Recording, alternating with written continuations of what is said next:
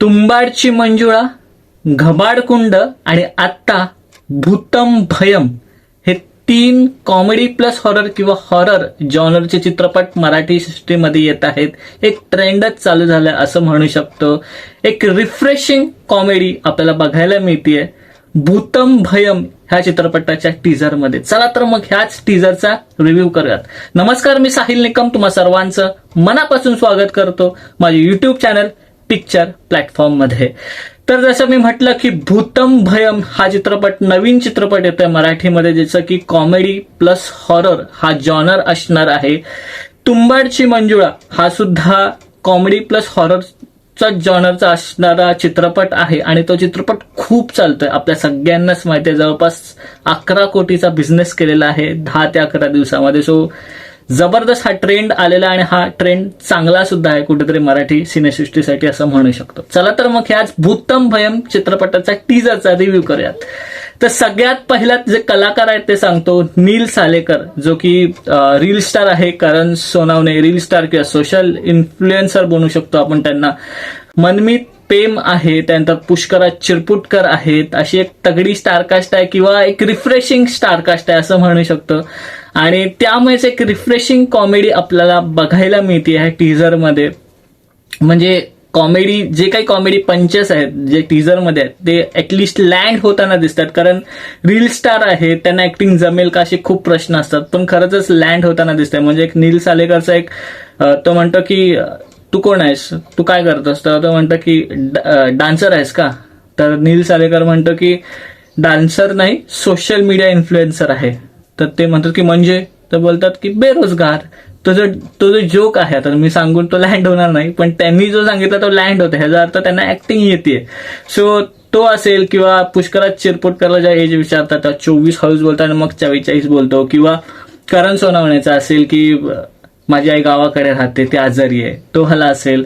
So हे जे काही जोक्स आहेत ते लँड होत आहेत. खरं तर 1 मिनिट 25 सेकंड पर्यंत हा जो टीजर आहे तो अगदीच फ्लॅट वाटतो की बेरोजगार मुलांवर वगैरे त्यांच्यावर आधारित असेल. पण 1 मिनिट 26व्या सेकंडला टीजर अक्षरशः पलटी होतं. एक कॉईन पाण्यामध्ये पडताना दाखवल्यात आणि त्यानंतर अनेक भूतांचे प्रसंग सीन्स दाखवले आहेत.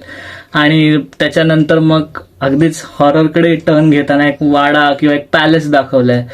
सो ह्याच्यामध्ये आणखीन एक गोष्ट मेन काय आवडली मला माहितीये का, सिनेमॅटोग्राफी. म्हणजे एक भिंतीवर एक शिल्प आहे, ते पटकन असं डोळे उघडतं, ती एक सिनेमॅटोग्राफी असेल. किंवा करण सोनावणे एका पूर्ण मोठ्या पॅलेसमध्ये आहे आणि असं तो आरशाकडे बघायला जातो, पटकन भूत आणि मग त्याला खेचलं जातं, तो वाला सीन असेल. त्यामध्ये एक भारी सिनेमॅटोग्राफी दाखवली. तर सिनेमॅटोग्राफी ऍटलिस्ट रिच असणार आहे. सेट्स खूप भारी वाटतात एकदम, त्याचे एक सस्पेन्स क्रिएट करणारे सेट सुद्धा आहेत.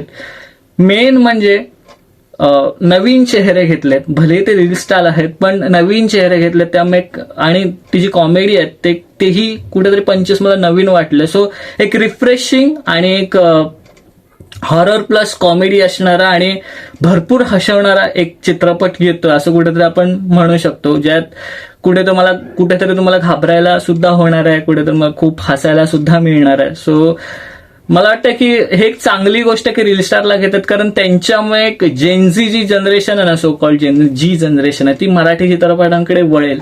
हा एक मोठा मुद्दा आहे मला वाटतं की. आणि खूप छान हे जे सई तामणकरचा सुद्धा मध्ये इंटरव्ह्यू घेतला की रील स्टारला आपण चित्रपटांमध्ये घेतोय, तो अथर्व म्हणून आहे तुंबाडची म्हणजे या चित्रपटामध्ये. ती म्हणाली की एक जेनजीचा सुद्धा आपल्याकडे क्राऊड आपल्या मराठी चित्रपटांना खेचला जातो. तर हा जो एक पॉइंट आहे तो खूप चांगला आहे की मराठी जे ऍक्टर्स आहेत ते कुठेतरी म्हणजे अनसिक्युअर्ड नाही आहेत की रील स्टार येत आहेत वगैरे, त्यांना काम नाही मिळणार, तर त्यांनाही तेही वेलकम करतात, त्यांचं ते एक चांगली गोष्ट आहे.